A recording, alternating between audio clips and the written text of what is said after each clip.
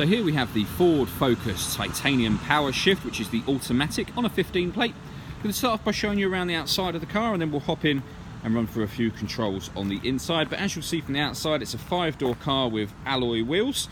Let's start off inside the boot and then work our way around the rest of the car from there. As we approach the back of the car, you'll see we've got reversing sensors, loads of boot space, along with that 60/40 split folding rear seat as well. We're just going to work our way back round to the front of the car now, and then we'll hop in and run through some controls on the inside. But now that we've done a full circle of the car, you can see that it's in wonderful condition the whole way round. A really lovely looking car. Just briefly before I climb in, I think it's well worth seeing the interior from this exterior point of view. You can see the seats are in lovely condition. There's plenty to run through on the dashboard, so let's hop in and we'll do that now. Okay, so we're going to start with the dials. On the left hand side we've got the rev counter, and on the right hand side the speedometer. In the middle at the top you will see the trip computer, which includes the total miles for this car, which are 4,783. At the minute it's showing a digital readout for the speedometer. You can change the information that's displayed up there by pushing the buttons on the left hand side of the steering wheel for different bits of fuel economy info, as you can see, all the way back round to the beginning again. If we back out to the steering wheel, the arrows I was using a moment ago are these ones on the left. Beneath that we've got cruise control and speed limiter. And then on the right hand side we have stereo controls as well as voice activation for the phone. So hit that button in the middle, ask it to dial any one of your contacts list, and it will do that for you without you having to take your phone out of your pocket or your bag. So that is of course once you paired the phone, which is done on the touchscreen in the middle here. So hit pair phone and then follow the instructions from there. And so it's all touchscreen.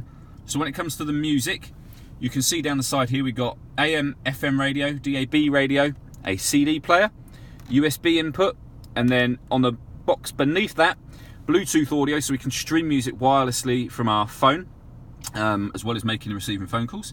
We've got an SD memory card slot, and we've got an auxiliary in socket as well. So loads of ways of listening to music on this car. And I say this car also has satellite navigation.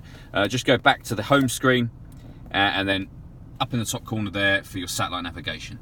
We then have the CD player beneath that, and then dual zone climate control. So you can adjust the temperature independently on either side of the car, fan speed up or down from here, and then that button will turn the air conditioning on. Now you see it's on at the moment, or you can turn it back off again, or you could hit auto and it will maintain those temperatures for you by itself. We also have a heated front and rear screen as well. Underneath that is the USB input for the music, and a 12-volt charging socket right next to it for your phone, for example. We then have the fully automatic gearbox just here, and it has a kind of a manual mode on the side, so you can actually change up and down a gear from there as well, should you wish to. And then in this central armrest, we've got a second 12-volt charging socket, the auxiliary in, a second USB input, and the SD memory card slot as well. All that leaves me to say is thank you for taking the time to watch this video. If you'd like to come and see the car in person and have a test drive, please feel free to call any of our MJA sites. We'd love to hear from you soon.